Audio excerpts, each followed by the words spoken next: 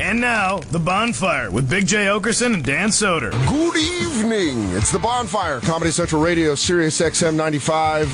I'm Dan Soder. That's Big J. Oakerson. Mm-hmm. Oh, we were just doing some sick body rolls to this song. We are live. And new, just in case. On a Wednesday. I was just trying to read the caller screen. Jacob, first off, Jacob's got us sick. Yeah. Jacob you hear got me both of us coughing sick. a bunch, and all my sniffles are back. Jacob, a.k.a. the monkey from Outbreak, who spit in our mouths on Monday. Are you upset? Are you really mad? You feel terrible? Well, you should. You're diseased. I don't want to get you sick. Well, you got us sick. Why would you mouth kiss me if you knew you weren't feeling well? Yeah, when Jay left, you kissed him like Pacino did for Fredo and Godfather. You We go, a death kiss? I knew it was you, Jay. See, talk a little bit. You can hear it in your voice. No, I'm getting better though. Are you? Well, guess what? Oh. Guess what, Jay? Just for the We're show. not getting better, Jacob. Oh, great news. In 2 days, I'll feel a little better. Awesome. Seattle Saturday shows might get a decent Dan Soder, but Thursday and Friday, fuck them, because Jacob wants to walk in spitting everywhere. Sorry, Providence, Rhode Island. I'm going to be hacking up all over that microphone. Yeah, we're just trying to bring our love and comedy to people across this country, and Jacob is like the spitting dinosaur from Jurassic Park.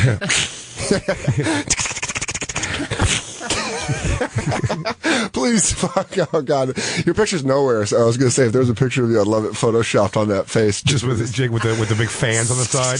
That's when he gets Hey, mad. little buddy. Look at this cute little guy. That's why Merkface Andy isn't here today, and Hugo is, because fucking Jacob spit in his face. Oh, what was Merkface's thing? Is he following fish around somewhere? Yeah, he's just jamming it up. Some- Yeah, right now he's huffing paint in a parking lot, waiting to few fish. He's just sniffing glue.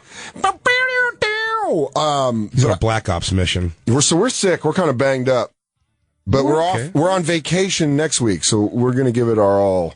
We come back, man. We are going to be 100%. I'm gonna go sleep in a hyperbaric chamber for 46 hours. I'm going to be jacked. Oh, I'm gonna have a bunch of old Samoan tattoos across my chest. I'm going to have that little V that goes down to my pec meat. Really? Yeah. I'm gonna have a scar down the right side of my face, and That then comes across your eye. down my eye. That's badass. Yeah, it's gonna be, and I'm gonna have like the 5 o'clock shadow where I can strike a match and light a stub of a cigar. We both have scars. Can I get the one where it's like the smile that goes all ear to ear? Are we talking post-apocalyptic bonfire? Oh, I so want to do that. I'm going to wear tire shoulder pads. What if when the apocalypse inevitably happens when Donald Trump is elected president? The bonfire will be one of the marauders. We'll be a group of marauders. Are you worried about Donald Trump being president, or could you care less? Yeah, I am kind of a little worried about it. What do you think's going to happen? Because it's pro wrestling. He's just doing pro wrestling and it's working. Where he's like, I'm the champ. I'm the greatest. Like, this guy's the champ. This guy's the greatest ever. Last week tonight with John Oliver did a great piece on Sunday on Donald Trump that I watched last night. And I thought it was fucking hilarious. But, yeah, I'm a little worried. Funny, but not like... Yeah, it doesn't make you feel good. It's one of those things where you're like, shit, this could... You want Hillary? I like Bernie. I like a science teacher. Bernie's out. He's out. Yeah, I know, but I still can hope. He's done. He's 100% done? No, no one's 100% done. Well, I mean, people that dropped out are 100% done, but he's not 100% done. But it's like, again, I know what I know about politics. You could fit in a thimble, but I just looked at the graph chart. Yeah, from Super Tuesday, which was yesterday. From Super Tuesday, and I just saw like whatever the number means. It was like 760 something is. You're like a hot chick with the Super Bowl. It's like 760 something is Hillary Clinton, Bernie Sanders like 100 something. Orange guys beat the black quarterback. That's what happened in the Super Bowl. Yeah, and I mean, like, without a doubt, it's like, I just know nothing about it. But I mean, like, that chart did not look promising for Bernie Sanders. I just like him because he looks like I don't know anything about numbers ever. I told you when I found I had a vitamin D deficiency recently. Yeah. They go, yeah, you're at like an 11. We need you to be at a 60. And I just left like, I better get this thing up to 60. 60 what? I have no idea. Yeah. That's every time you go to the doctor, though. They always tell you some shit. Your number's this, and it should be this. And you're like, what's that actually mean? I feel like sometimes I bullshit the doctor into telling me I'm okay. How? I just like throw like really bad diseases that I don't have until I kind of like. I made that mistake once. Yeah, you just throw stuff out there and you're like. Yeah, I made a mistake on that once because I was getting a Jacob. Every cough gets a Jacob. I was getting my stomach checked for I just said I had diarrhea for like a week and a half. You're like a scared puppy. Maybe 2 weeks. Probably again just anxiety and nerves. However, I get in my head that, well, it's definitely stomach cancer. Yeah. I'm not sure if that's made evident by diarrhea, but in my mind it was. And I went in, it was an older doctor, and not hard of hearing, but just like didn't understand I was talking too fast. Yeah. And he goes, well, what, do you have any existing problems? Whatever. I go, I don't know. I just, came here to find out that I have stomach cancer, basically. And he was like, wait, what? And I was like, yeah, no, I just came out here to find out, I think the worst. So I think I'm going to have stomach cancer. And he was like, oh my God, like, I'm just getting a heart attack. He goes, well, I thought you said you have stomach cancer. Like I was coming in to get it checked on. Hey, Doc, how's my stomach cancer doing? Is it why aren't you working on this? Yeah, I'm going to come to a That's the first gastroenterologist to, check out my stomach cancer. I just go around to the city to different GIs and just fucking up their Tuesdays, acting like I know what's up. Yeah, I told the story about getting the fingers in my butt, right? When I got my prostate checked on this show. I don't think so. I never told that story. And I'd love to hear a story about fingers up your butt. I'm such a hypochondriac. I was taking a lot of dehydrated dumps, which scrapes up your BH. Yeah. And so I started having butthole pain. Did they hurt when they came out? Yeah. Actually? And I was like, oh man, what if I have rectal cancer? I was like, I probably have rectal cancer. Probably do. So I had this Romanian doctor on the Upper East Side, this lady, and I go to her and it was a blizzard, and I go to get checked out, and I go in to see her and she's like, what do you think is wrong? I was like, my prostate really hurts. I just kept saying prostate, but really it was just my butthole. My prostate hurts is a great thing to say. I know. I think my liver's bruised. What? I think I dinged up my spleen. You might rubbing it down. So she is pretty confident. She's like, all right, I'll check your prostate. She's like, lay on the table. So I laid on the wax paper. Did she milk you like that movie Road Trip? No, she goes, pull your pants down and then sit fetal position on the paper. But I had my heavy snow boots on because it was a blizzard. So it was just my rubber boots just clacking against each other as I just pulled my pants down and put my knees Fighting them down. And then she just put like a snowball amount of lube in between my butt cheeks. Yeah. I didn't realize how deep of butt cheeks I actually have because I have a small butt. I'm all front. Yeah. I have a small butt. And I didn't realize how... I just saw it in your underwear. You do have a small butt. I have a little tiny butt. Yeah, we were looking at... Jay was... going over my body with a marker. Like a surgeon. No, get rid of this. There's no body positivity on this show. Problem areas. Gross. Lose this before the vacation's over.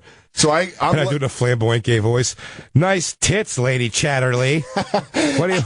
Too bad Entertainment Weekly is 5 to 6 and not 6 to 8. You fat bitch. Put some nipples on this back fat. You're the perfect lady. Let me bring some puppies in here so they can feed off these teats. I'm like, hey man.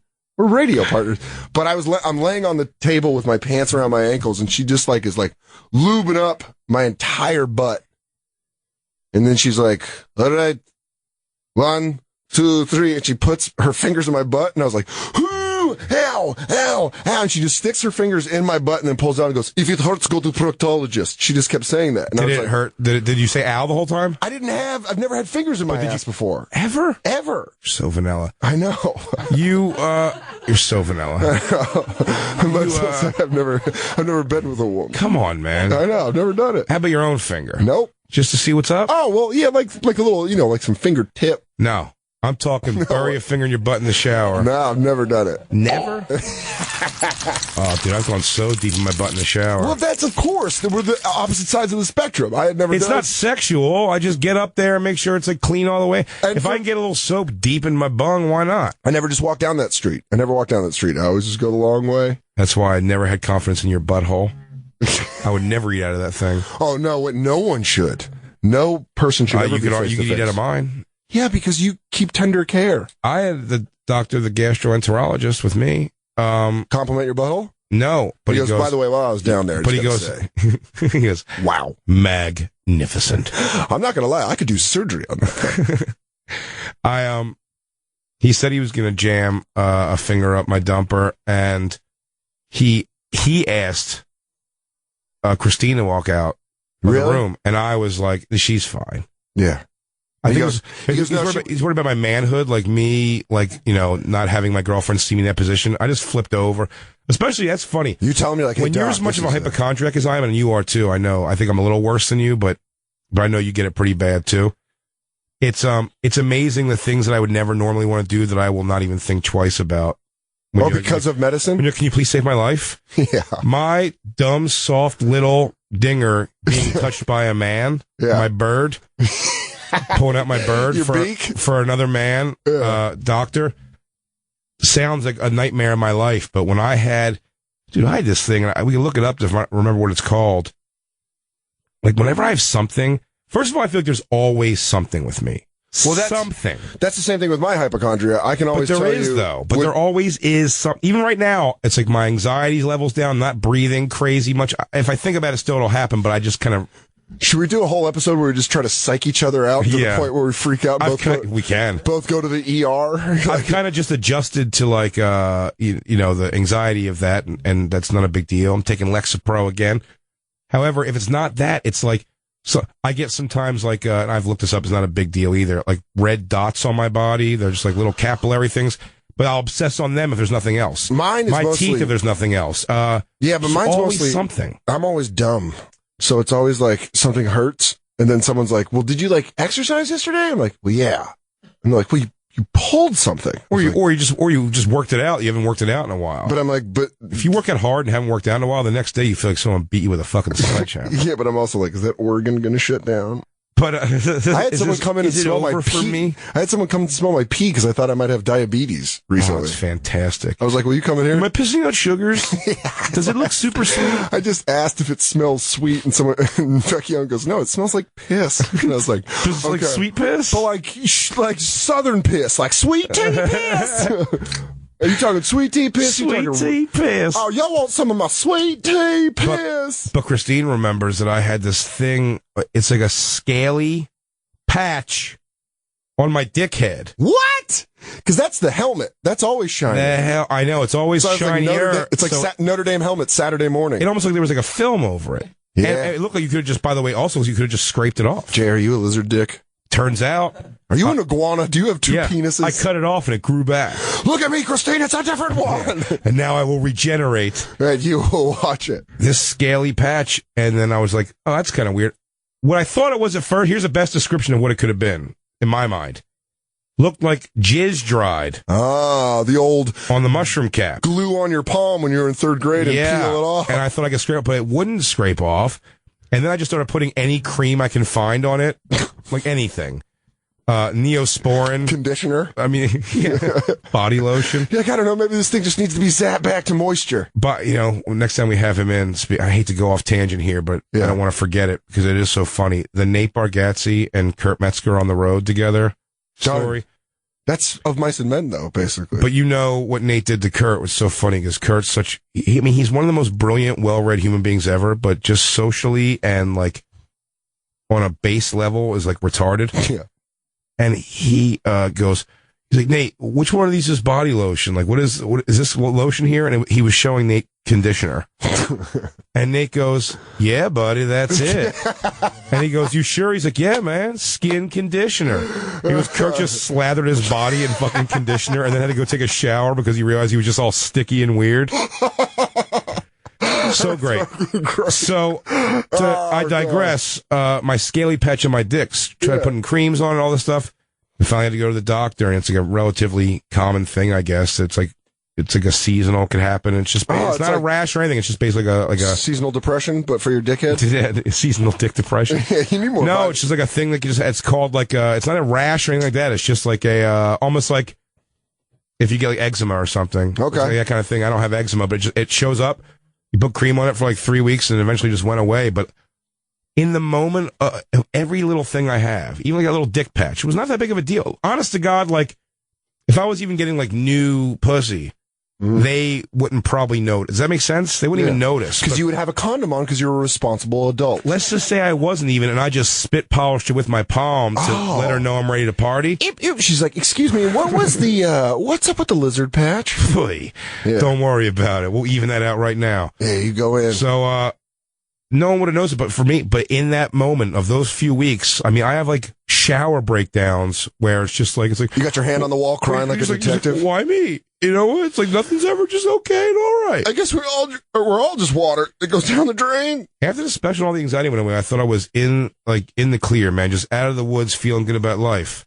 And then I decided to have a hot makeout sesh with Jacob. Yeah, then Jacob comes in here just spreading the patient zero shit. Now we're both sick. Wait a second. Tom in Boston wants to share the filmy dick thing. What? You got a film dick brother. Hi, Tom. Tom in Beantown. Hey, how's it going, guys? What's up, Tom?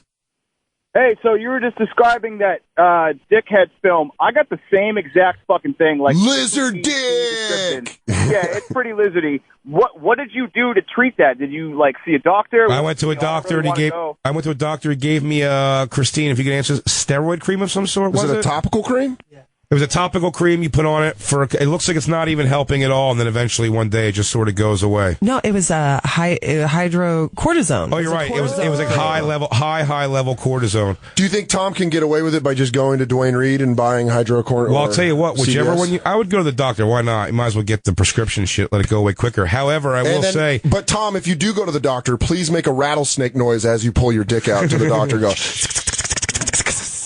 Oh, absolutely. How's he going to know that's a lizard dick? And then say he's a spitter. Back up. I need you to back away. Don't scare him. Yeah, you got to flank him from the left. You got to flank him from the east. Tom, I'll tell you, here's what I don't want you to get secondary scare. If you're a hypochondriac like me, here was the other problem with that cream. You're going to put it on. You're going to put on just a little bit, and you're going to rub it all the way in. In your mind, cream's gone. It's in your skin. It's already absorbed. Here's what any pair of underwear will do. It will drag whatever that cream you think is completely mushed into your pee hole. Oh. When you pee, it's gonna sting when you pee. Oh. Don't worry. You probably don't have an STD. I didn't. I just had hydrocortisone in my pee hole. Oh. So just be aware of that. I had done some research and thought it was herpes, so I figured, all right, put some cold medicine on it, like cold sore medicine. Oh, I thought you dipped your dick in a bucket of Vicks. That was my fear was herpes too, and then I was like, I'm gonna have to beat the shit out of Christine. She gave me herpes. This lying ass bitch. I blame her completely. No, it's not her fault. She's making faces like it would have been me. It's not her fault that you and Tom are part reptilian, and you show it in your penis, your most sensitive area. Wait, Tom in Boston? Did me and you double team that one-legged hooker that was? Turns out she was a dragon princess, and the only way to cure your it's like that show V. Yeah. They're turning us into lizard people. Now you got to go kill the head dragon in order to free your human penises. Tom, are you freaking out? I was a little concerned. I mean, this is the second time it's come up, and like I said, I tried to just deal with it with cold sore medicine the first time, and yeah, I did Lotrimin. I put Lotrimin. I put Christine gave me Monistat. I tried everything in the world to put cream, and I went to the doctor. I forget, he said most of them weren't really doing anything like hurting or helping it, but if you put that on in about 3 weeks, it'll just go away. But those 3 weeks What's up, Tom? Weeks no bone in my chick, so I'm already pretty much blue-balled here, so I'm looking for a quick fix. Oh, so yeah. If I got another 3 weeks, at least I can plan for that. You have a chick? I do, yeah. I've been with her 4 or 5 years. And she won't fuck you while you have it? I mean, I'm just holding off because I'm not trying to... What a good No, you can plow with it. You're good. I fucked through the whole thing. You're fine. Hell yeah. Anal it is. Yeah, really. I said to Christine, basically, if I got it, you're getting it. And then I held her down, covered her mouth. That's not good. I mean, it was way more romantic the way you wrote about it. It's the role play she wants. Tom, thanks for calling in. Good luck with your reptile penis. Thanks a lot, guys. That reminds me, you saying with that... Yeah. All right. When you're going full Morrison on her. I am the lizard dick. I can do anything. That reminds me of when I got that rash on my butthole that spread to my balls 5 years ago. Ball rash. See, I don't get... You know what? I get weird It's the only time it's ever happened. And ironically enough, Graham K., our friend who lives in Los Angeles... Sucked it off you. He had the same butthole rash. Really? At the same time, he was in Toronto and I was here. Never had a roid, never had a butthole rash ever. But I've got what I get a lot of, weirdly enough. And I don't have, and I don't really have fat legs. Yeah. At all. You have very nice legs. I have good legs. Great calves. But once in a while, I don't know if it's from shaving process, picking the wrong underwear. Yeah. I've gotten these things where it's almost like a sore on my inner thigh that just fucking sucks. I know they're not our sponsor, but I was down to my underwear before the show because we were talking about Tommy John's. Tommy John boxer briefs. I got recommended to it by a buddy.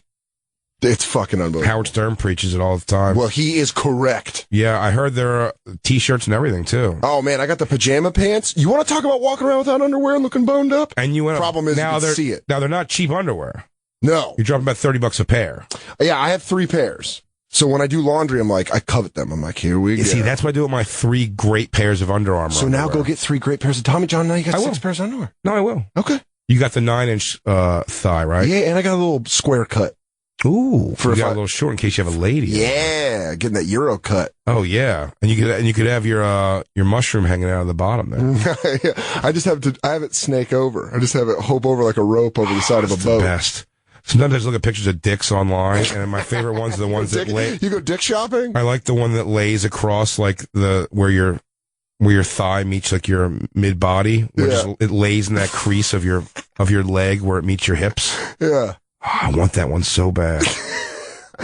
We're going to take a break while Jay dreams of penis. Already? Yeah, it's 16. When we come back, we got Christine back, and so she was deathly ill the other day. Because of Jacob. No, she missed the Jacob. Let's just say it's because of Jacob. Well, I mean, mentally, he was probably wishing it on her. Hey, he wished Glenn Fry to die. So we'll come back, and someone's got a question about Christine. Christine, hey, who's that girl? Who's that hot chick? New girl? Is that a new girl? Okay. Christine, we have to acknowledge a belle of the ball, dude. I mean, Lou Witzke himself, our crack producer, loved Christine on the show. Yeah, amazing. And how about the Twitter response? Did you see all that? People loved Christine talking about her junkie whore of a past. I don't phrase it like that. I say your weaknesses that you've turned into strengths. I mean, just a real cokehead slob. But I have turned her around, and now she's a respectable lady. You are such a cult leader. And just know that you're ugly, and nobody else will have you except me. You're lucky that I accept you. Now take this lizard dick and shut it. No, what's the bonfire? Judd Apatow comes back to bring us an unflinching, hilarious, and excruciatingly honest take on modern relationships. It's coming to Netflix in the new original series, Love. Laugh, cry, and cringe, along with good-natured Gus, played by Paul Rust, and rebellious Mickey, played by Community's Jillian Jacobs. Follow as they navigate the exhilarations and humiliations of intimacy, commitment, and other things they were hoping to avoid. Having recently ended their respective dysfunctional relationships, Gus and Mickey meet each other by chance at a convenience store and forge a connection in the mending of their broken hearts and egos. Enamored but hesitant, this copy is nuts. I know, it's crazy. Dude, it's so crazy. I start off so radio guy, and so it just hard. I mean, don't understand how hard it is. In so few words apart, exhilarations, humiliations, enamored but hesitant. Yeah. Gus makes valiant strides to try and win the girl. But Mickey remains guarded, keeping Gus at arm's length. What seems like an elaborate game of emotional ping pong ultimately draws them even closer together as they decide to embrace their imperfections in their version of love. All episodes now streaming only on Netflix. Yeah, I'm a happy camper. And now, back to the bonfire with Big J. Oakerson and Dan Soder. Oh, happy birthday, JBJ, John Bon Jovi. That's Runaway. Takes me back to when we got flipped to classic rock at K-Rock. Yeah. And I didn't know. I kept saying Mott the Hoople wrong. I was like, Moot the Hoople. They're like, Moot the Hoople. Who the hell is this Mott kid? the Hoople, man. Whiter shade of pale. Lou, don't turn it down. It's his birthday. It's Runaway. Runaway. Moment. Yo, but you look back at him, and he just... He's like the definition of a rock star. Back at the peak, like this. Oh, yeah. Like, she's a little runaway. That hair. Oh, scarves. Oh.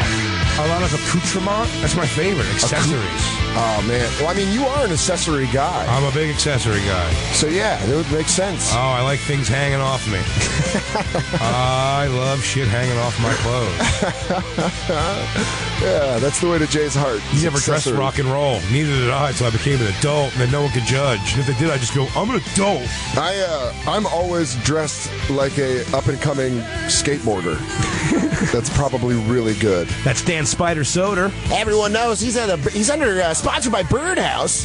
He's gonna be on the street course. Oh, good job, Lou. Yeah, Lou really. I'll tell you this. You know when dads take their little kids to dunk basketballs? Yeah. That's what Lou just did with That's what he just did there. He goes, all right, Lou, you can turn off the auto tune now. He goes, hey, man, I turned it off 30 seconds ago. that was you. That was you the whole time, buddy. We're still in the echo chamber. Yeah. You swear? That was when it was awesome to be a fucking... Yeah. Yeah, that moment of being like, just... I mean, they were awesome in the 70s. Rockstar pre-AIDS. Yeah. Is the way to go. All you had to do is... Even early AIDS was okay. When it was just a bathhouse disease? Yeah. You're like, what are you going to do? You're going to accidentally butt fuck some dude? You're fine. You're going to fall into some butt? No, man. Just keep banging.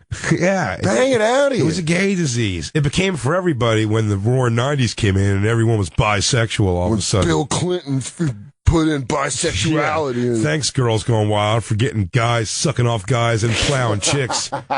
Giving me and my normals AIDS. Your backyard theories? Yeah, just back with this. Oh, that's when AIDS started coming over to us, the normals. Oh, man, I heard that it got a drop into the water and you drank it and became all AIDS. Yeah, all those homos just fucking each other in the water reservoirs. It's just mucking up the sludge. AIDS up my drinking water. The early 80s, those guys just thought that money was just going to, like, cocaine and money was just going to keep coming in. It was never going to go away. We watched after the show last time, and that's why Lou is awesome. He pulled that clip of because we were just watching that after work. I'm a happy camper, the guy says, and that was that clip is from a documentary called The Decline of Western Civilization Part 2, the hair metal years, I think it's called. But it's just all, Rat and Poison and all those guys that just tease up their hair and look like chicks, and just it's them living the dream, and just it really all does go away. And I'm not saying you still can't have fun with it, but age just fucking happens. There's nothing you can do about it, and it's never going to be, holy shit, it's never going to be as awesome as... Just ripped your mic clean off. Yeah, I take this very seriously, man. Where's Dawkin? Where the fuck is Dawkin now? Jay is ramped up. Oh, Lou. Oh, sorry, not you, Lou. Jacob just fucking scared me. Just came up on right me. There, I see it. I'm going to fix this right now. Now I'm getting paid to be a tech, too. Well... Yeah, I'm a happy camper. Yeah, that's Chris Holmes from W.A.S.P. W.A.S.P, which, by the way, all the names of the bands back in the early 80s are just fucking hilarious. Dawkin, Rat, W.A.S.P, Tesla, Striper. They're all just one. They all sound like cars. But here's the thing. Stratus. I saw Tesla 6 months ago. Okay. I love seeing Tesla live. They're good musicians. I like Carnival Rock, too. They play their songs great, and they nail it. But you go watching an early Tesla video, and, it's never going to be that. That is such a moment in time, and you really hope, if you could make it through that and do all the fucking coke and try heroin and all the shit you want to try and get through it, and then just become a guy who gets to play at Irving Plaza twice a year. That's not bad. It's not bad at all, but man, do you have to embrace those years. Yeah. All the misery going back and forth from Philly to New York when I first started doing comedy. I mean, with me, Kevin Hart, and Keith Robinson, those are some of the funniest stories ever. Just stopping at weird, shitty diners every night and, broke. Keith wasn't broke, but me and Kev broke. No, you know what I mean? Just, trying to get on open mics and shit. And just those are some of the fucking best times, man. Don't be so depressed. Oh, you're saying... young in the game. Yeah, but I mean, also, these guys we're talking about success, which is different, too. It's much different. But when you find that success... Enjoy it, man. Really, I'm not saying obviously go do coke and fucking hookers and shit. Hey, lay in a pool in a leather suit while you get hammered while your mom sits next to you. Well, look, we feel it nightly on a much smaller scale, but it's that feeling you get when we lay down in our sleep number beds. Yeah, but just talk about that emotion you feel. And it's been talked about, I'm sure, to nauseum on a lot of different things, but the reality of at 11:30 p.m. maybe you've gotten a half or full room standing ovation. You just killed. It was your audience. You come off, you shake hands, everyone wants to take a picture with you. Some girl sort of hitting on you. The staff says you're so funny, blah, blah, blah. Wake up, you're in your living room. You still got to go to the club. No, but I'm saying... didn't sell. I'm saying an hour later you're eating a McDonald's cheeseburger. I mean, I'm dramatizing, but I'm saying, but you're eating, whatever, you're eating some weird takeout food or something from the club. And you're watching TV, and you see yourself in the mirror, and you're like, I got to cut my toenails. And that flip of that, picture if your life is 24/7 Yeah, fucking your life's 24/7. That stage feeling, because when you're that level of celebrity, these guys, like maybe a Tesla probably, but like Bret Michaels, Molly Crew, those guys in their day, Bon Jovi specifically in his day, couldn't walk down the fucking streets. No. They had to put on weird wigs and hats. And now it's like you walk by him and the most you get is like, oh, that's Bon Jovi. Is that John Bon Jovi? Oh, cool, that's Bon Jovi. Hey, good job with the Philadelphia Soul. And you got to really have a certain kind of personality to make that okay for you. And you watch those guys like CeCe DeVille and stuff where it's not okay for them. Yeah, well, I think they have a hard time with it, man. I think that difference is like just kind of acknowledging your lot in life or where you are in your life. And when you're at that peak, enjoying it, but then realizing when you're coming down that you're coming down. Yeah. And I think the guys you're talking about, they never think they're coming down. So they're just up there and they're just like, but the come down is so hard. Detroit! And really they're just fucking lancing at a local carnival and they're like, it's still awesome! Yeah. And they, like when I waited on Vince Neil, when he came in and ate at our restaurant. Hey, man! Dude, that's a great, goddamn. Jay's the voice champ of the Bonfire. I give it up. But, Vince Neil came in and he still had that like 80, like that gravitas of like, I'm Vince Neil. I know you know who I am. And I'm like, yeah, but you're more of a weird thing for me to look at. Give me some guacamole, boo. I just wanted to talk to him about banging Janine Lindenmulder. Oh, Winter Prime. Yes. With another chick. I know. Oh, man, it was so And his great. body made me feel so much better about my His body was ridiculously not good. It was like doughy. It was like an 8-year-old boy with a hard on. Let me tell you something. You could, if Garth Brooks wanted a video of him fucking Chris two chicks that Gaines. hot, he could. He could. Fame is insane. What do you mean? Wait, why'd you bring up Garth Brooks? Because Garth Brooks is a schlubby fucking yeah. dad body, and if he wanted a video of But he fucking also two chicks that hot. Yeah, When the Thunder Rolls. Oh, and the lightning strikes. I Bam, bam, will bam. unapologetically say I'm a Garth Brooks fan. I do not like Garth Brooks, but if you put on Thunder Rolls right now, I'll fucking air guitar the whole thing, legit chords. Did you think we were going to go from CC to Phil and air metal to fucking Thunder Rolls with Garth Brooks? But Vince Neil's- Rat, the guys from Rat were at a time, and it was literally raining the finest sniz this country and other countries have to offer. Well, the top, all the hot young girls are like, oh, you're a rock star, and they're good looking guys. That guy from W.A.S.P in the pool. Great looking. And he's long blonde hair drinking that, and he's like, I drink about 5 liters a day. 5 pints a day. 5 pints a day. You're like, oh, well, you're going to die. Of pints of vodka. That's a Gary diet. That's just going after it. I mean, he's still alive, but he looks like someone that hang out with my dad. He looks 70 years old. How old is he? I mean, Chris Holmes, could we fact check that at all? Chris Holmes from W.A.S.P. I mean, he's got to be, he's probably in his, like 50s? Yeah, but those guys, that's the whole thing, is they never think it's going to slow down. He's probably early 50s. 57. He's 57? He's 57. He looks significantly older than Well, he says can you bring up the video clip? Can we find that clip of him that we're talking about? Chris Holmes pool. Yeah, the video of him in the pool. Yeah, because he goes, it's like, it's going to take time off your life. He's in a mansion pool. Yeah. Just enjoying it, but he's like, I'm a happy camper. He's like, I don't know. Oh, here it is. Perfect. Makes me have to drink. Yeah, play this. Have a drink. Chris, do you Yes, drink very ma'am. much? Pardon? Do you drink very much? This is the interview yes, we're I talking do. I'm a full-blown alcoholic. Just when he's awake. about. Mom with a good thing. I drink too much. Here. Okay, why do you drink that much? Because I enjoy it. Do you think rock and roll lifestyle turns you into an alcoholic? Yes, it You know, does. the mom has cigarettes in one of those How much of like that change do you purse drink? cigarette holders. Yeah, can you pause real quick, Christine? And go back a little bit? But he is, his mom looks like she rips through like, at least 2 packs of GPCs a day. Whatever. But now they're up to Benson and Hedges. GPCs. That's what I was trying to think of the other day. Like, what's the good like Florida deli basic cigarettes? GPCs or basics, basic lights. Basics and Benson and Hedges. Are those cheapies? Those are like, they're lower than Marlboro and Camel. In Canada, you'd have thought I was buying a pack of Cuban cigars when I ordered Benson and Hedges. Oh, look who it is. It's the King of America. Oh, are you our new prime minister, eh? Oh, look, Jay Rockefeller. But he's great looking, right, Christine? Mm-hmm. Say, Jay. Did you look at him now, Christine? Oh, Miss want to suck this guy's dick now? 1984. Look at him now. Now you can bone. What are you, Sarah Connor? You going back in time? Yeah, you were patient. Now you can suck his dick. You happy? No, guys, stop it. Stop it. We're all worried about Christine being back on the junk. Christine, why did I find tourniquets in the bathroom? Yeah, she nodded out halfway through that video. I had to tell her to stop.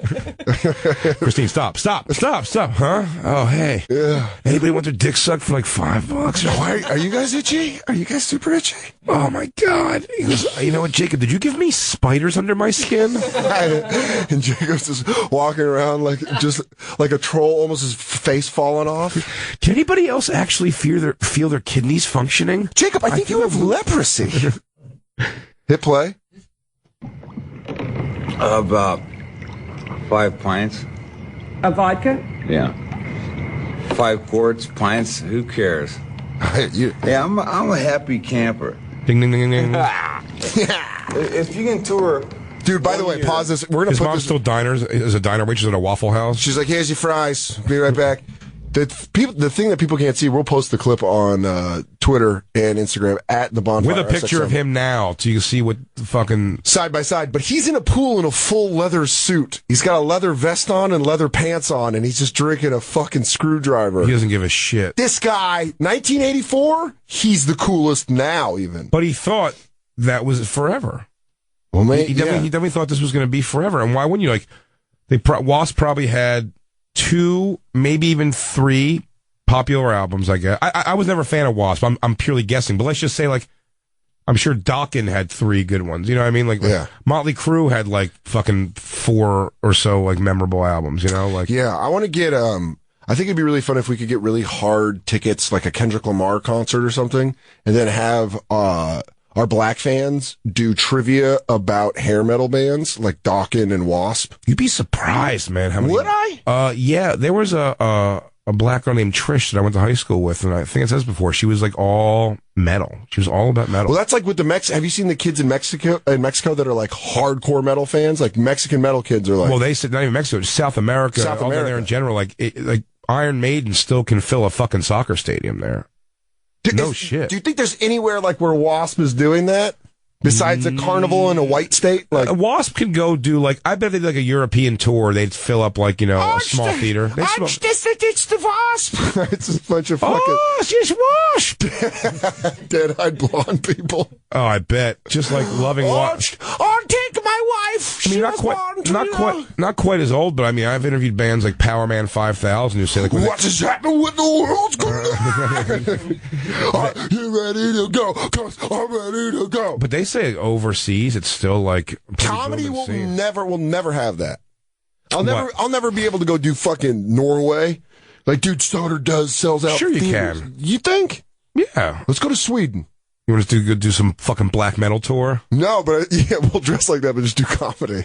Remember that was Norway, right? That famous band Mayhem, where it's like he ate the other guy's fucking brains or something. He found his friend committed suicide, then ate his brains in the band, and he went to jail for killing a band member. Doing the most metal thing ever. But at the same time, at one point he was also writing lyrics in between eating brains and fucking. Your sky is like a volcano. Brains. Valleys and streams. They never think it's God, this guy never thinks it's going away. Chris in Indiana wants to talk about Vince Neil. Yeah, look at that. Side to side. Oh. Chris. What's going on? Crackle, motherfucker. Yeah, crackle. Chris, what's up, dude? Hey, he was, he's down to doing casino fucking tours now. And he was in a casino, and he is just absolute arrogant douchebag. And wait, you're talking about Vince Neil. You met him. Yes. And it's just like, yes, now I know why Godsmack wrote Crying Like a Bitch about you. Oh, I didn't know Godsmack wrote that. Was that about him?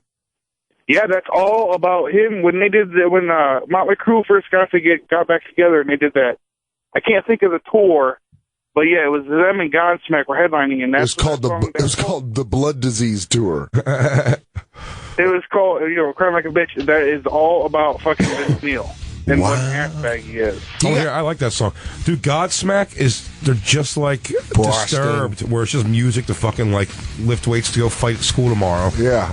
Or to run into run into an army of zombies too. Yeah, it really is. Like, you're like, play this and give me 2 machetes. And what's his? What was his gripe with Vince Neil? Just on tour with him, he's just like a complainer. No, I mean, just, you're like, hey, what's up? And, just look the other fucking way. And he got anybody that was in the fucking concert, I can kind of see that because when I waited on him, he got hammered and then it was just like, he was my last table and he wouldn't like check out. And you're like, hey man. Like, it makes people turn you though when you do that, where it's like funny, the simple acknowledgement of just another human's existence. Like, oh man, thank you so much. Nice to meet you. Like, to really be like, you could tell what level you're at when how fast people turn on a dime on something like that, where you go, Vince Neil, man, it's a pleasure to meet you. And he's like, yeah. And he just like kind of looks away from you. And that's when you go quick. It's like, hey, motherfucker, it's not 1991. You cocksucker. Like, what the fuck are you turning away from me? H.W. Bush ain't in office. Like, how fast you turn on that, though? You know what I mean? When you get that level, and you're asking for people to do that. Well, I wonder, like, athletes probably have it the worst because they're at that peak for such a short amount of time. Very few athletes are fucking huge for 10, 15, 20 years.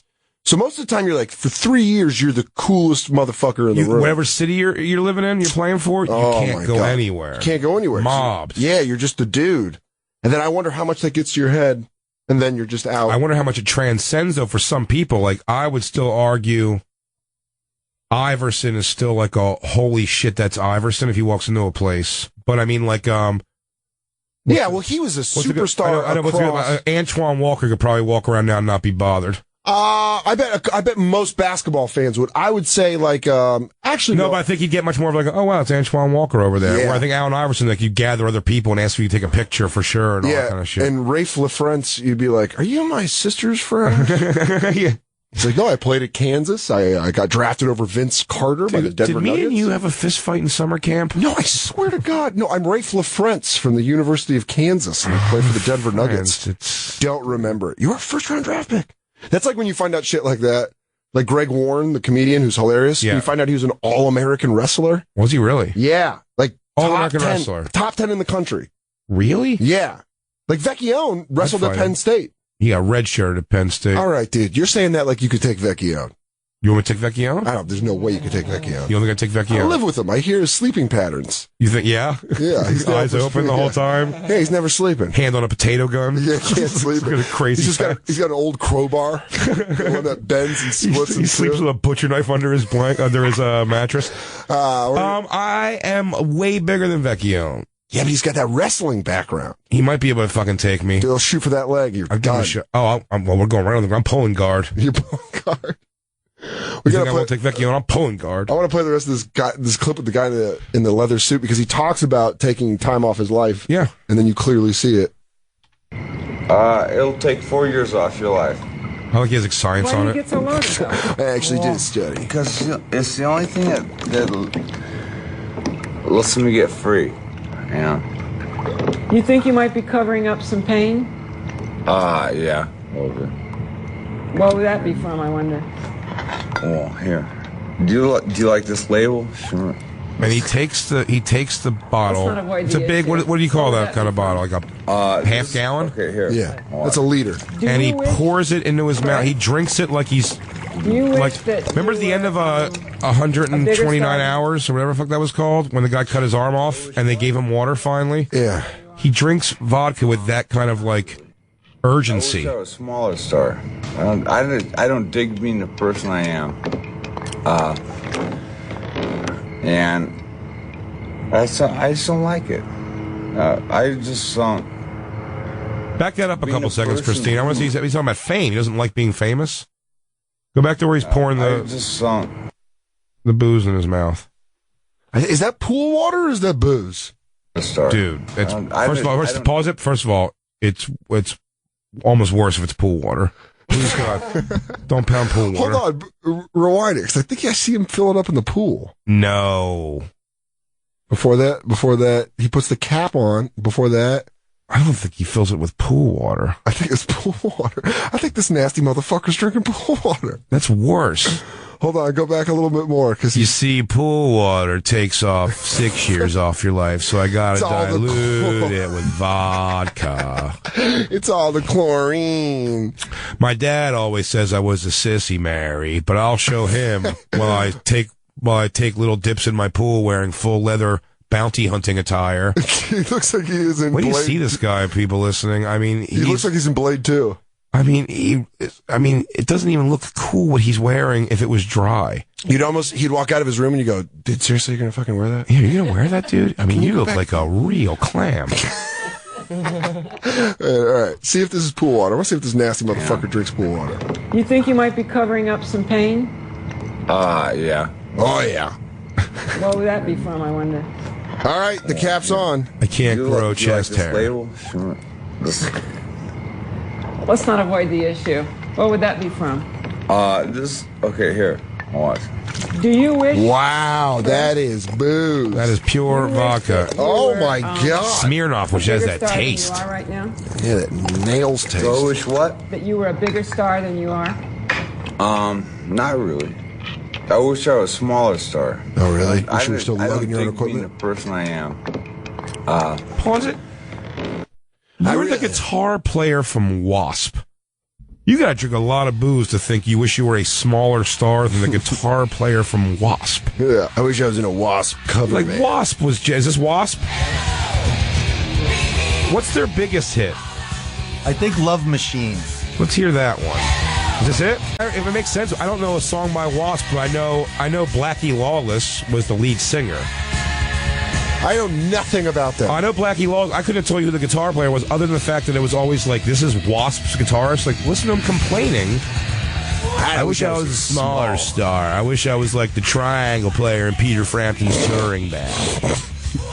I wish I was Meatloaf's keyboardist. I wish I played slide guitar on a Color Me Bad tour. Yeah. Christine, go ahead, play that. And I just don't like it. I just don't. Being a person who's just like, excuse me. Being who I am is just like,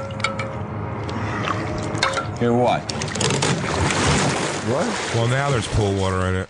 His mom looks like she evilly played. That was so evil.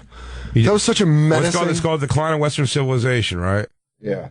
And it goes through. It's like they're good documentaries. They're all interesting. But it was the guy from it's like these guys. You have to like have some sort of a plan. And Duff McKagan, famously, his dad. He turned his money over to his dad, and his dad got him stock, I believe, in I want to say early Yahoo, but the big one was and fact check this, Christine. The big one was Starbucks. That's huge. Dad put Duff McKagan's money in Starbucks like way early in the game. Guns N' Roses money into Starbucks. Yeah, and he and now Duff McKagan's like never had a money issue ever in his life. Yeah, and Axl Rose on some level probably has to tour. Yeah, all those facial surgeries. And yeah, Jesus. And he's hiding from the law. I'm certain Izzy Stradlin doesn't have a lot of money. Steven Adler, I'm certain doesn't have it. It'd be funny if Adler, it just comes back, the guy just nailed it more than Duff McKagan. I actually put my money in overseas. Yeah, escrow. Let it grow in the overseas market. You'd be surprised what South Korea's done in the past 10 years. Their economy. Booming markets. Nick in Houston, you have a good question. Nick. Hey, guys. How you doing? What's up, buddy? I love the show, guys. I've been listening since the first episode, man. Oh, that's awesome. Thank you, Thank you, man. Yeah, I was just going to say, man, y'all were talking about the 80s, but hell, like you were talking about also decline of civilization. Look at the guys that did that shit in the 90s, man. That's weird. That makes me feel, I mean, Nick, you have a good point, but that makes me feel old as shit to know that there's guys in like 7 Mary 3. Like, where are they now? Like, yeah, well, that's a good example of it too. Is that like Cumbersome? Yeah, like those guys. That's got to be tough. The '90s was I think one of the first. That was Heron. That was the first decade I can think of. I know there's always one hit wonders. Yeah, but that was the first decade of like novelty songs really becoming like the hits. Yeah, you're getting I'm Too Sexy, a little bit of Monica in the song, that shit, like all those kind of, Whoop, There It Is. These songs became like, and they were like, those people had no chance of having another hit. Duff McKagan's dad invested, Christine just gave me this, she fact-checked it, Starbucks, Amazon, and Microsoft all in 1994. Ground level, yeah. That is crazy shit. No one from the 90s did that. No way. No one in Tripping Daisies put all that. Steven Adler invested solely in booting junk into his arm. Yeah. But I'm saying, like, no one from... You think about the 90s rock stars and 90s rappers. Yeah, but 90s rock stars, some of them hung... I mean, Lou is always a nut riding Pearl Jam. And, Pearl Jam's had quite the longevity. But they're still... Yeah, they're around. But that's one... But has anyone in Pearl Jam been all fucked up? No, they're pretty cool now. Good dudes. Yeah, they like weed and they're all fathers and stuff. Much like their music, boring lives. Oh, don't say that about Pearl Jam. What? How do I get this? I'm investing. Yeah, I'm going to bed early. Christine, if you could bring up the YouTube clip that it was a Family Guy, remember, like VH1's the 90s. You ever see that? When everyone ended their songs with the letter A. It's one of the funniest Family Guy clips ever. If we could find that, it'd be great. 90s rock stars, real big fall off from 90s rock, because even the bands that had multiple albums that were big really did just fucking go away. Blink 182. But they didn't, they kind of did. They're still like popping up. No, not really. They're pretty much fucking gone. Some 41, they're fucking gone. Is this it? Do we have the clip? Check it. But they had, is this it? Yeah, this is definitely it. This is so funny. Back to VH1, salute to singers from the 90s. Today's installment, why they all needed to turn every vowel into the letter A. It used to be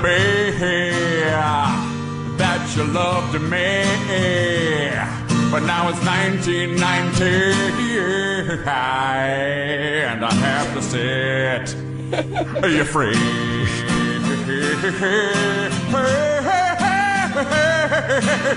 The letter A, the letter A.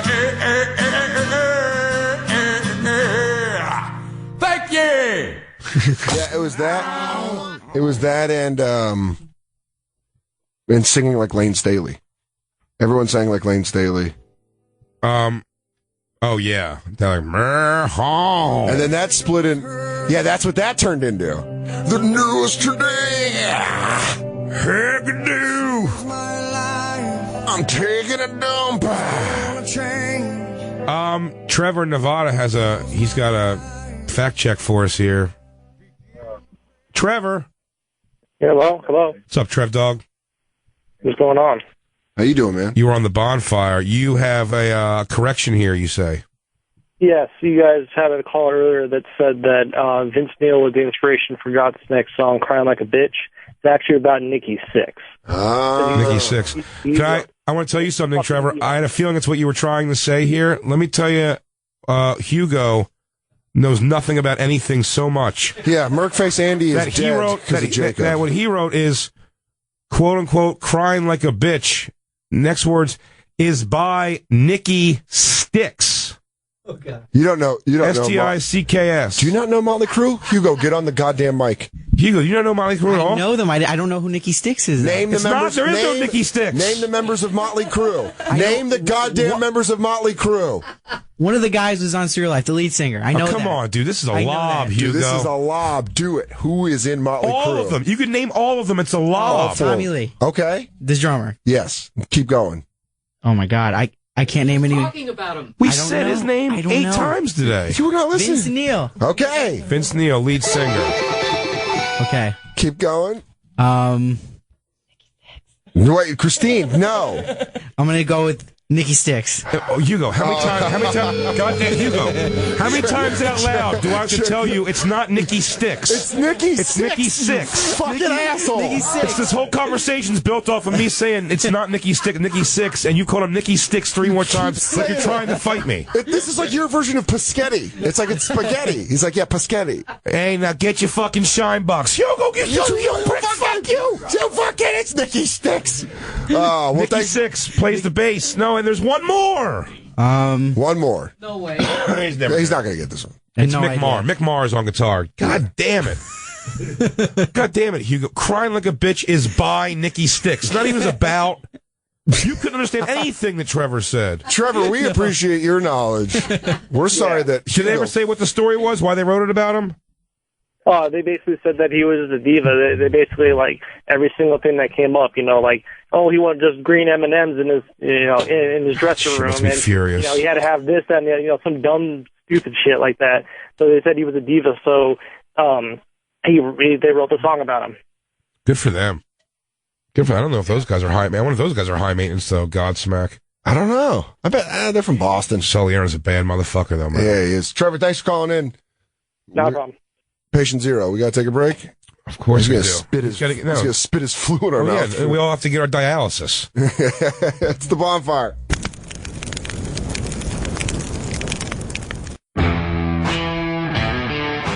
Did you oversleep because the bed was too comfortable? Have you been too busy and needed to recoup with sleep? How did you feel when you woke up? Did you know getting quality sleep is an important part to a healthy lifestyle?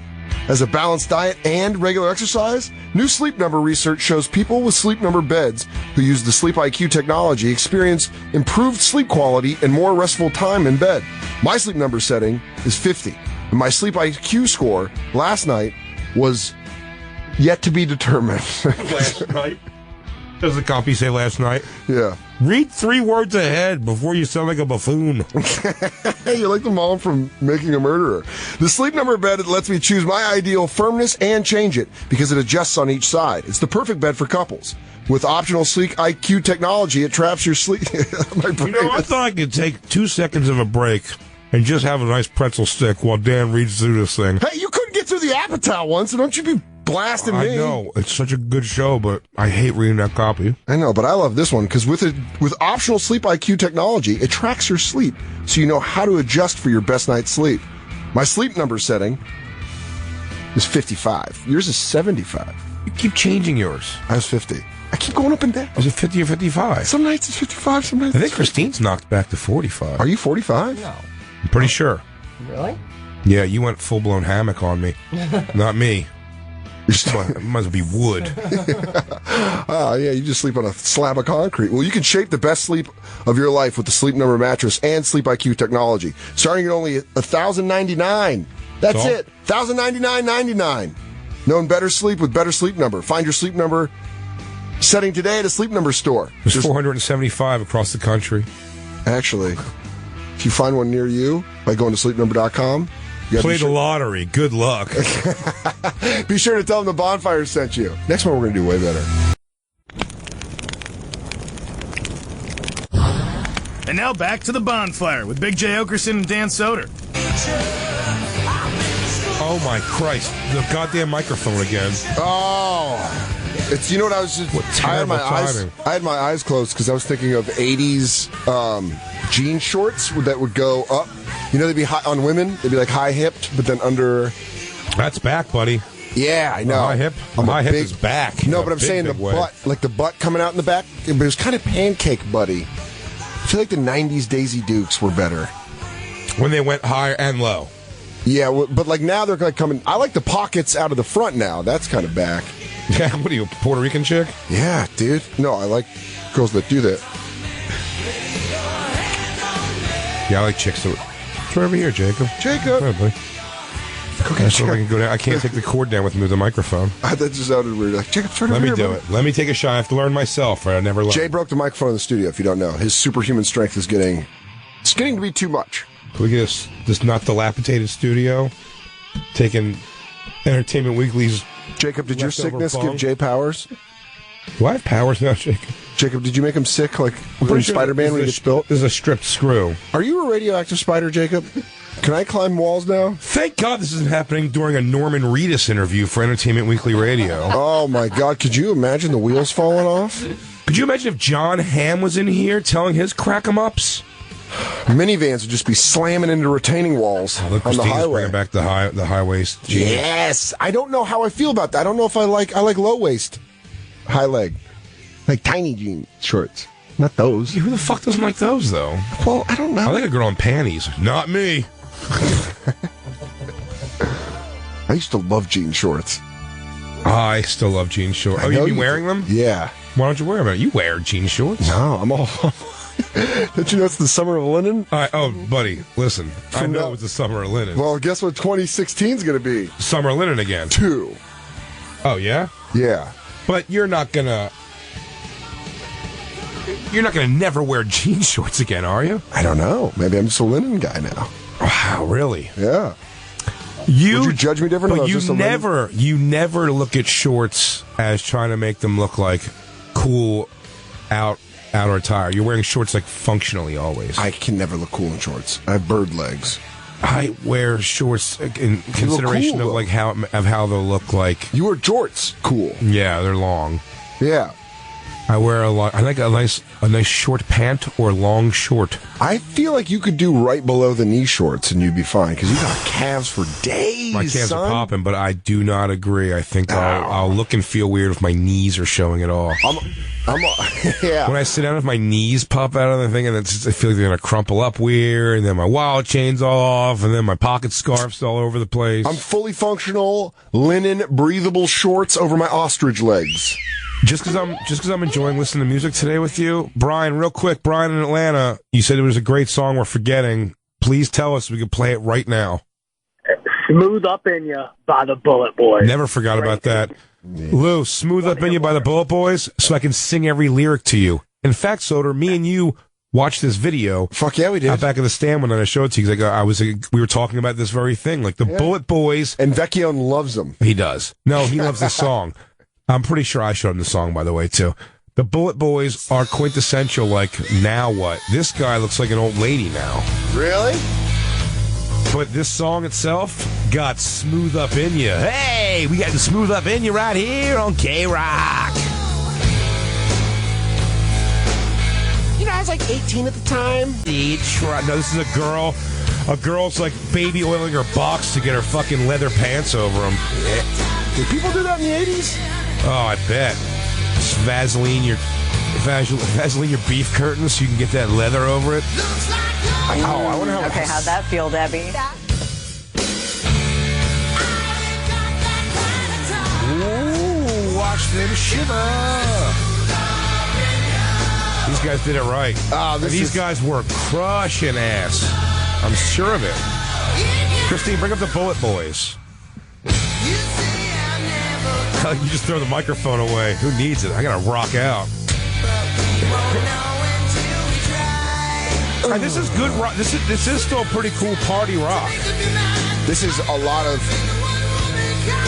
This is hurt me right now. I'm on cocaine. I don't think I can feel it. Ooh, I could totally dive into that pool from the top of my roof. Yeah, that's the lead singer all the way on the right. That guy was just destroying it in the 80s. Yeah, he looks like a chick.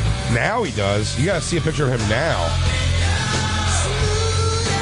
He's got a haircut like Aunt Viv.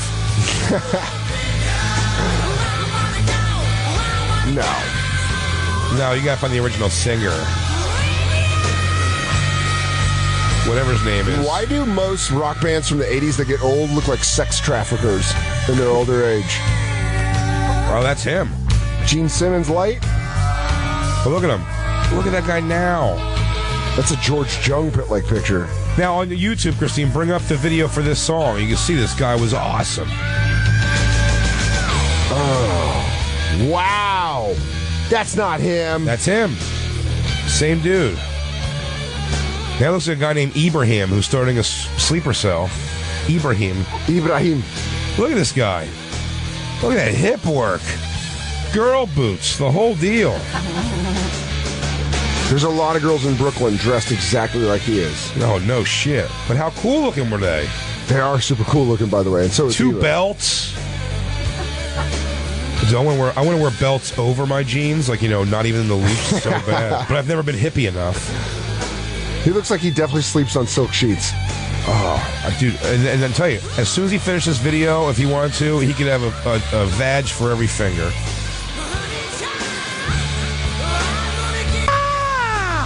Yeah!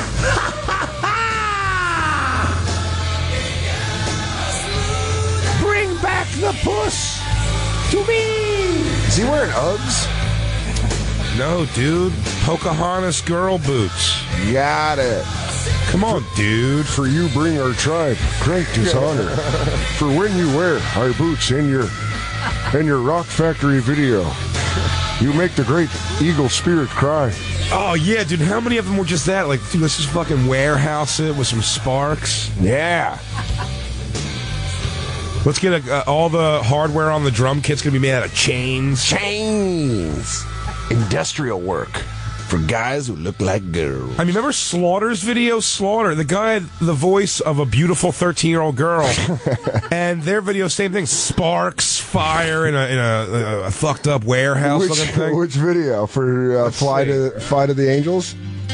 No way. Yeah. Up All Night. Up All Night. Up All Night. Oh, you tell me this song doesn't get you going. You're a goddamn liar.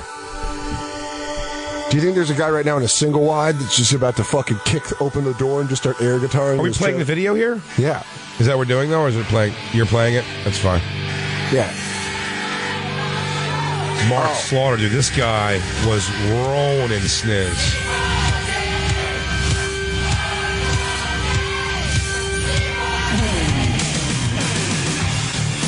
Wow, it is industrial. Yeah, look at all that hardware on the guitar case. Actually, I should tell you guys this. And his voice, he goes, yeah, Gary, I should tell you guys, my father actually invested in rock and roll industrial spaces in the early 80s. We made quite a lucrative deal off it.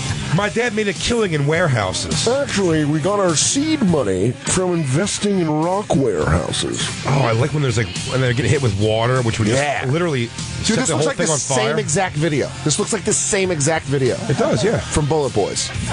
But listen to the angel voice in this guy. Yeah. And they have such narrow hips, it looks like they can fit through cracks in the wall. Oh, everybody say! They have such... Did you know you have to walk through like a gauntlet of tits? Just like, please, oh my god! You know when they have the football players run through the pads, they're all touching. We get to fight your way through. Yeah, he has to do that with tits, like lo-fi. With fake 80s tits. Oh, those are the best ones too. For some reason, all the 80s fake tits had real tiny nips. Yeah. We haven't invented the nipple technology that we're going to need. Fake tit, big softball fake tit, tiny nip, and crazy tan line. Yes, loved it. Tan line meant a lot to me in the 80s. That's like a nice Ashland gear.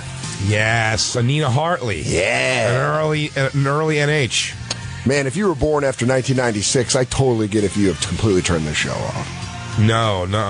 You're going to want to fall back in love with these songs again. Yeah, you know what? If we're looking at the same video, why don't we put on Tesla's Little Susie and we can watch another guy's dancing in a warehouse. Dude, this is great.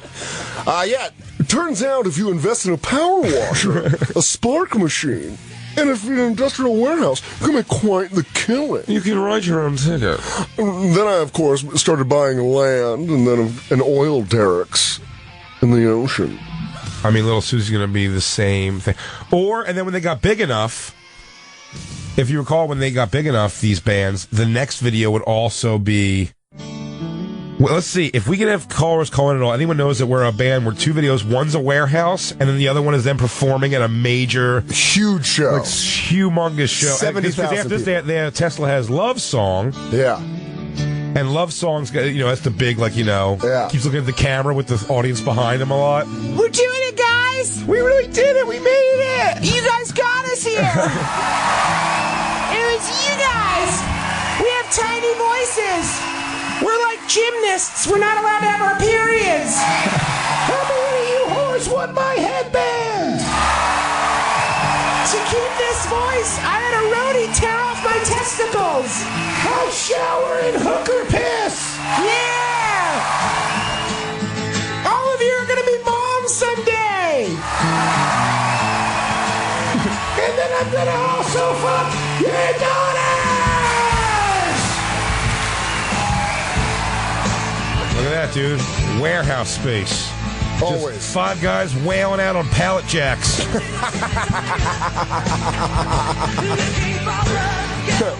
Hey, I gotta get those pallets over there for the rat video by like yesterday.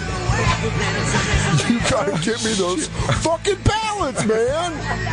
I swear to God, we just need one more take, man. We'll get you those pallets. Listen! I gotta rock out on some pallets. I got a pallet of Sure Unscented that's waiting to get back here, okay? People are asking out front. I gotta get that case of isotoners to Cincinnati by 3 Brad, days from now. listen, I know I've only been working here for 3 months, but can these guys please just finish their video? These guys are so cool. All right, cool. Also, can you turn on that buzzsaw so I can get some sparks going? Can we borrow your power sander? Everybody. Man, these guys were having a blast. But I'm telling you, I still see them, man. They're still awesome. Good. But they're awesome, like, in the way they're awesome. They're awesome in the way Huey Lewis is awesome getting a margarita from that hot chick. Yeah, but this is almost, in a weird way, less ironic than, Are you trying to say Huey Lewis in the news, though? It's less ironic than Huey Lewis in the news, it is. Motherfucker, what did you say? I can't ignore your dancing. Susie's okay. And the music. These guys were great. But, but it's never going to be like this again. I would have... Never. That kind of corniness isn't accepted anymore. But you know, it's the bummer is, like, as a comedian now, like, if you become friends with rock stars at all, what's kind of cool is you catch most of them in a phase now. There's no more, like, glam to rock much. Yeah. It's all about stripped down stuff, usually with the look especially. So it's like you become friends with, like, cool looking rock stars and look cool with them in some way. Yeah. Where it's like, poor Sam Kinison was like this, like, you know, short, stout, fat guy, and he's going to hang out with, like, you know, fucking Teslas, you know, they're fucking like you can see the outline of their dick and their tight pants and their bullet belts and shit. They're coming in just being like, "What's up?" Just dude? looking like a bunch of like hot, just like, all your buddies look like hot chicks, and you're just like a fat guy wearing a trench coat, like, hey, and a cabbie hat. Ow! Ow! Yeah, cool, Sam. Like, it's weird, but like I'm wearing a scarf as a shirt. Yeah, but like if I become friends with, like, you know, the Black Keys, we'll look like 3 dudes hanging out. I feel like I could hang out with Josh Homme and Queens of the Stone Age, and I would look like a roadie. Yeah, my personal favorite I can't hang out is if I hang out with Marilyn Manson, it's still going to look weird. It's going to look like although it look like I'm his fat son, he's kind of been ashamed of all these years. That's funny. This is Jay Manson. We're both wearing black lipstick. This is my son, Jay Manson. Hey. Hey, guys. This is my dad, Marilyn. Are you ready for dinner, Jason? Son, you're dating now. Are you using condoms? Yeah. I told you. You have to be 25 before I'll remove your ribs so you can suck your own dick. Actually, I think there should be like thinking questions for actually Marilyn Manson himself, and that's his answer. Like, Dad, can I get $2,000 to go to spring break with my friends? I know what that means. It's going to be a no. Hey, Dad, you got my white contacts? Dad, can Jeffrey stay over this weekend? Hey, I want to wear that corset you wore during the Beautiful People tour. Where is that? Dad, my friend just bet me. Just tell me right now. Did you or did you not get a whole fist in Rose McGowan? I told you, Jeffrey. We gotta take a break. It's the Bonfire. The Comedy Central Radio Hey, Drive campers. Home at 5 Judd West and Apatow 80s. brings an Comedy Central unflinching, Radio, hilarious, and Sirius XM excruciatingly 95. honest take on modern relationships to Netflix in the new original series, Love. Laugh, cry, and cringe along with good-natured Gus, played by Paul Rust, and rebellious Mickey, played by Community's Jillian Jacobs, as they navigate the exhilarations and humiliations of intimacy, commitment, and other things they were hoping to avoid. Having recently ended their respective dysfunctional relationships, Gus and Mickey meet each other by chance at a convenience store and forge a connection in the mending of their broken hearts and egos. Enamored but hesitant, Gus makes valiant strides to try and win the girl, but Mickey remains guarded, keeping Gus at arm's length. What seems like an elaborate game of emotional ping-pong ultimately draws them even closer together as they decide to embrace their imperfections in their version of love. All episodes now streaming only. Did it perfect on Netflix. Yeah!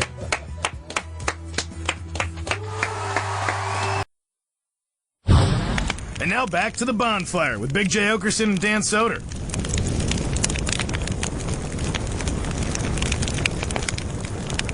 Shake it up. Oh, shake it up. I'm celebrating like I just won a fucking game how I nailed that coffee. Yeah. I mean, you should have. We chest bumped.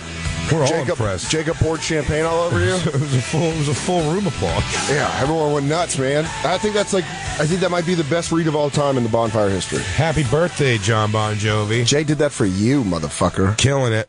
Guy stayed married, I believe, his whole entire career. He's been with this chick. I don't know if they have to have an arrangement. There has to be something. There has to be an arrangement. Maybe he's gay. He does have woman hair as he got older. I know he had young woman hair, but that was like the coolest hair of the time. Now he has like that's a very barbaric way of like that's he's had like female gym teacher haircuts a few times here in the last decade. I feel like you're like an old Viking and you just grab a man's hair. You're like you're turning into a female. The storms have weathered you. You're a lady boy now. Now you're an old Let woman me man. fix you, woman man. Can we take Dan from Indiana because I just want to keep thinking about bands we forgot because it's who else so we fun forget? for me. Hey, what's up, Daniel? Hey, what's up, guys? Can you hear me good? Yes, indeed. Very good. All right, cool. I'm drinking vodka in a pool. I just want to make sure. Oh, go get your leathers on, dude. Is your mom cranking GPCs next to you? Yeah. No, man, she's been smoking Benson's all night. Yeah. What band did we forget? All right. Well, first of all, the most underrated, Skid Row. Oh yeah, that's Louis J. Gomez's man. favorite band. I mean, and legitimately, Adair, the DJ/guitar player who played at my special. Yeah. When we were on the tour together, got a Skid Row tattoo on his forearm. Loves Skid Row. People love Skid Row. They were great. Sebastian Bach and his height, man. Amazing. Savaging. And who else? White Lion. I know they sound not the fucking When the Children Cry. What? They did everything. No, White Line did a Radar Love cover. No, yeah. that was. Pull it up, Christine. Oh, White Line's Radar Love is great. It's great. It's better than the original, and I like the original. You're saying White Lion's Radar Love is better than the original? They do it pretty good, man. Well, let's see right here. Daniel, thank you. Thanks, Daniel. Now sit back and enjoy some White Lion. What a cool fucking video.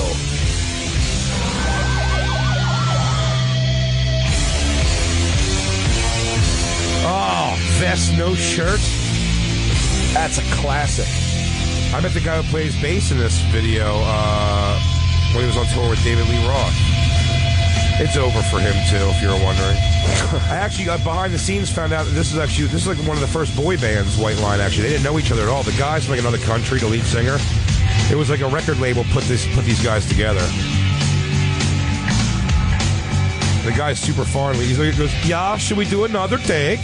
That's great though. The thought that they're like, guys, good news. We got our lead singer in from Denmark, and we just got the rights to Radar Love. Guys, what do you want? You want good news or the great news? Or the better news. We're about to be printing our own money.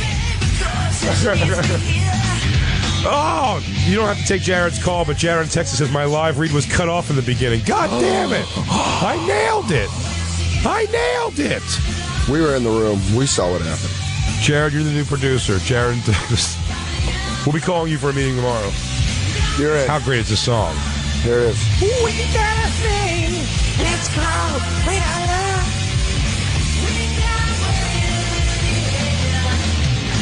Radar Love. Oh, all right. Oh, Cars. You know, it's one of the greatest things ever, and I don't know if we've ever talked about this. If we haven't, let's do it right this second. The Chase with Charlie Sheen? No. Do you know all the, Judas Priest? Judas Priest is Rob Halford, lead singer of Judas Priest, gay. Yeah. They made that Rockstar movie. I don't want to say what happened and whether he left the band after he announced he was gay to kind of get away from there, or if they kicked him out. I'm not really sure if there was ever any clarity on that, really. However, if you were ever wondering if he was gay, Christine, bring up the video for Heading Out to the Highway. Judas Priest. It's a video about a drag race. Okay. That's taking place. And now, if you're the lead singer and you go, you know what, by the way, I'm going to jump in this video. Yeah. I'm sure that everyone in the band's like, cool, which car do you want to be in? Or where do you want the band to be playing on a platform? While they roll by, going to an uncertain death. And he goes, no, better idea. Let's make me the throw the scarf chick for the fucking... She's the Sandy from Grease. He makes himself. I call him she, like he's a tranny now. He's not. That term is unacceptable. Transgender? Thank you. Isn't it just like, look, don't call me Jason all the time, call me Jay. Jesus Christ. Here it is. Christine, did you bring it up? Mm-hmm. Turn off this video. We got enough radar love. Now I want to head out to the highway. This is so great. And first off, what's great is... Oh, wait, you know what? Back this up, actually, Christine. I want you to also hear the first line of the song is, "Here, boys." And not only that, but they're just in front of a painted highway. No one knew. These guys were just like, whatever he says. He's the leader of the group, I guess. He decides. Listen to the first words. "Here, boys." Hey, boys! So great. None of these guys knew. They all look like dads. They all look like fun young dads. Oh, Judas Priest was never cool looking. These is one set of ugly blokes. I swear to God, you put button-down shirts on all of them, they're just like Toto. Yeah, and they look like furniture store salesmen. Oh, yeah, he never had long hair. You want me to get Very European looking. You want me to get you this bedroom set? Just 25% off. I mean, it's a great song. Christine, can you fast forward to the video a little bit? Because I want you to get to the part where this guy, it's so great. That he does the, oh, here it is. Yeah, we got to get to the outside. Here we go. Now, we're in a very Footloose style racing sequence here. Looks like it's the 50s. And look at the way he dances. Like, where was the confusion that this guy was gay? The director of the video goes, yeah, I could have told you guys that. Yeah, we had to make him wear pants. All right, guys, you understand the rules, he's saying into their pee holes. Winner gets me.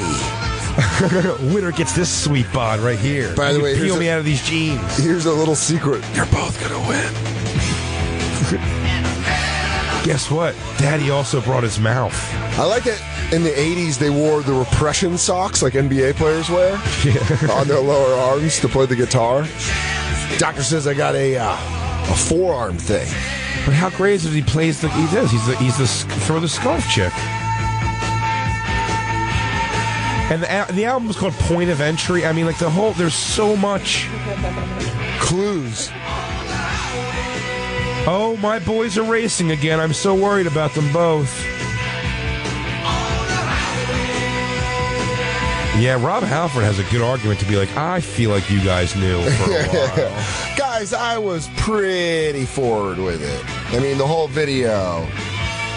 We take these quick now. John, Canada, band we forgot about. If you say the Tragically Hip, I'm going to hang up on you. No, I'm talking about Extreme with Gary Sharon, More Than Words. More Than Words is that's too much sap, though. If I'm going Extreme... More Than Words. What's a Hole in My Heart? Wholehearted. Okay. But that song stinks, too. Yep. Gary Sharon was the shortest-lived member of Van Halen ever. Van Halen. He became Van Halen's lead singer for a minute. Before Hagar? No. Was he all... No, right after Hagar. Okay. It was terrible. You know what Extreme had? It wasn't even Gary Sharon. They had that Nico whatever guy, the guitar player, who was just gorgeous. Do you remember when we saw... Nuno Betancourt. Nuno Betancourt. Look at this son of a bitch. That sounds like a drug lord. Oh, he had a nose ring. I thought he was so cool. Nuno Betancourt. Now and again, it's like an old lady. They all age weird. Opposite vampires. Hell yeah. Thanks, John. Devin in Arizona says we forgot about a band. Devin. Winger, can't get enough. And Easy Come, Easy Go. Warehouse in live audience. Oh, 17 is actually... True. 17's Warehouse for sure. All this shit blends... At that hot chick in the Warehouse. Oh, that was a hot chick in that Warehouse. Oh, another Warehouse. Right? Of course. Oh, yeah, hot chick in the Warehouse. More Warehouse money. Yeah, that was Easy Go was 17. live audience, I think. So, yeah, it is. And 17, the girl in the video, is smoking hot. Yeah, I remember when we filmed that. I leased it out to him. The Warehouse Baron.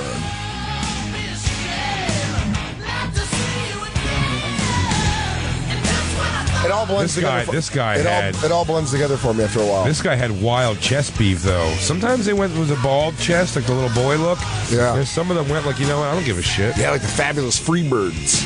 Oh, yeah. Yeah, that's right. Real the sexy was in the chest hair. Yeah. Savage animal. Yeah. Yeah, the girl was hot. This girl was hot, and that's in my two. And then Rock the Cradle of Love. The chicken Rock the Cradle of Love, just taking it off in that room. Yeah, look at him. His nips are hanging out on purpose. Yeah, I wonder if they ever wore like reasonable T-shirts. No, it's almost like, why even wear it? And some of them are tied at the top. Like a bib.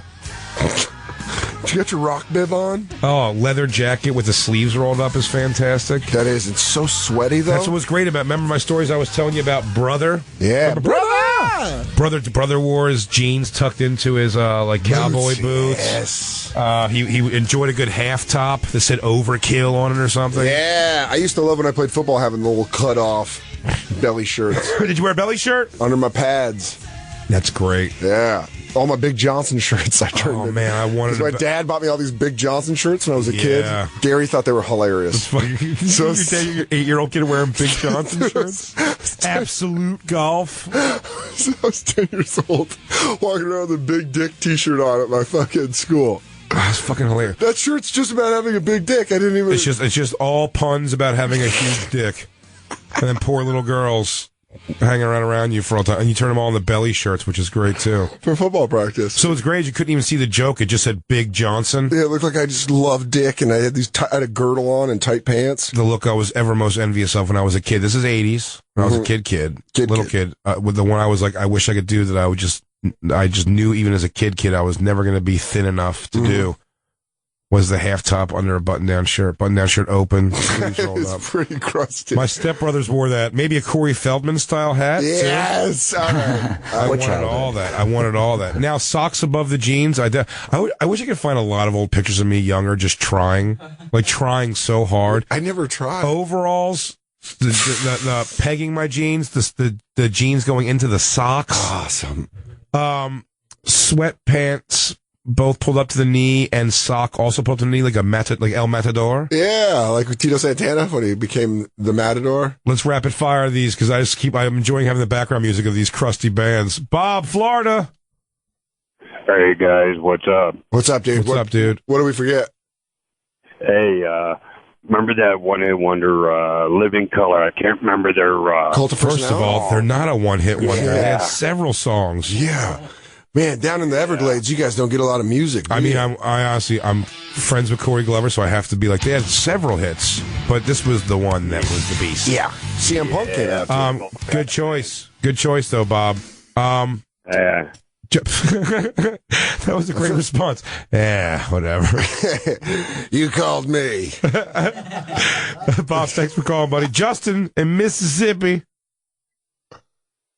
Justin. What's up, buddy? Hey, love the show, guys. Thank you, man. Queensryche. Yeah, we talked about Queensryche on Monday. Yeah, Queensryche's never too far from our brain. Eyes of a Stranger, man. Little Queensryche, Eyes of a Stranger. Or I'm down with Silent Lucidity. That's too soft right now. Right now we're thinking Warehouse. Oh yeah, but that's Candle. Queensryche did like a Pink Floyd type of thing. They were always trying, like, their album was supposed to be like a story, like Operation Mind Crime. Yeah, like, oh really? I love that concept albums. That's what they were. They were all concept. But if we ever do an album, if we ever do a Bonfire album, can we do a Bonfire concept album? Oh, rock opera, hip opera. Oh, hip opera. David in L.A. Another band we forgot. Yeah, what's happening, guys? Great White, Once Bitten, Twice Shy. Yes! I've ever seen. Fuck, I can't believe we forgot that. Once Bitten, Twice Shy? I can't believe you forgot any that. of these. I can rip off all these. Dangerous Toys, Trickster, Kicks. I know all of them. I just like hearing what our fans know. I don't know much. I'm a library. I'm learning. This is the age difference between us. I'm learning. Ooh. But you know what? You're a great student. Thank you. Thanks, Sensei. Thank you, Sensei of Hip Rock. Thank you, Sensei. Should we start doing our plugs before it gets too late? Okay. Should we let Christine take her one call? Christine, oh yeah, let's take this call for Christine, because they've been waiting on the whole show. Ryan in Miami. Hey, what's going on, guys? What's up, dude? Thanks for waiting on the hold, dude. Yeah, no worries, guys. Yeah, I really enjoyed the Cracklehead hour last week. Yeah, Cracklehead. Yeah, Cracklehead. That's a perfect word. You're a Cracklehead, Christine. Yeah, I just noticed. I noticed something. You can confirm it for me. Like as it went on, it just seemed like there were shit you hadn't heard. It was kind of like Mr. and Mrs. Smith after she told my people he killed. Is like, nah. Just waving his hand over, all sad about it. Yeah. Oh, he's saying Jay sounded like Brad Pitt and Mr. Smith when you were revealing all of the stuff you. Like I didn't know about it. Oh no, that's the tip of the iceberg. Jay knows far worse than that. Oh my god. Does Jay know the whole iceberg? He knows the whole iceberg. Yeah, pretty much. I think I pretty much know the whole iceberg. Okay. If she's holding stuff back, it's just shy of me protecting her for a murder. But Ryan, good point, man. And the good thing is, we have so much more opportunities to revisit Crack Corner Christine. She's got a bunch of stories. Anytime a sordid life. I'll tell you this: anytime a major drug story comes up, we're immediately going to have to toss it to Crack Corner with Christine. Absolutely. That's just going to be a new segment, just like Bonfire Action News, just like the Blonde Hooies. Just like Marilyn Manson's kid asked Marilyn Manson questions. Dad, can I go boot junk with Christine down the block? Hey, Dad, are you parked behind me? Dad, did you drink my orange juice? I put my name on it. Dad, did you delete the DVR'd Monday Night Raw? Dad, Mom wants to know if you sent the check yet. Dad, did you gas up the lawnmower?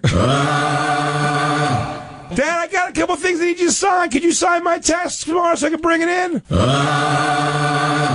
Marilyn Manson's son asking him questions will never get old. Dad, is Debbie coming over for dinner? Or is it just me and you? All right, cool, because I'm going to go hang out with Douglas. Dad, can I take your car to school tomorrow? Dad, are we having stovetop? Can Kenny come over? Can you bring orange peels for the game? Dad, we're having everybody over for the UFC fights. Can you make chili? Yes! You're the best, Dad! We're off next week due to personal reasons. We're getting our dicks descaled. Yeah, we're going to be humans when we come back. At Dan Soder on Twitter. I will be at Laughs Kirkland all weekend. And then a week from Monday, Michelle Wolf and I's Comedy Central web series, Used People, will be coming out. Very excited for that. Yeah, we got to work with Nick DiPaolo. We got to work with Bridget Everett, great director Todd Bierman from Broad City and Always Sunny. So I'll be coming out on ComedyCentral.com, I believe, a week from Monday. You know, we'll obviously talk about it on the show when it comes out. But then Laughs in Kirkland, at Dan Soder on Twitter and Instagram. Jay, where you at? BigJComedy.com, Big J Oakerson on Twitter, Facebook, all that stuff. I'll be in Providence this weekend. Comedy Connection. Show up big, campers. This is it. This is a big one. I know you guys all came out for Dan. You Please did. come out for me also. I know that the fans are awesome. I'll be there Friday and Saturday, and then next weekend, next week we're off, so next weekend I will be in Edmonton. Ooh, Canada. I'm going up there soon, too. Next month I'll be there. Edmonton, Canada. Oh, yeah, the comic strip, bud. Yeah, bud. Comic strip. And that's it's going to be a lot of fun, so please come out for that, too. At the Bonfire SXM on Twitter. At the Bonfire SXM on Snapchat and Instagram. Lou, Hugo, Jacob, we love all three of you, except Jake. Jacob, you brought disease into our life. Christine, you're the best. You guys have a good week. We'll see you in a little bit. Crackle, crackle.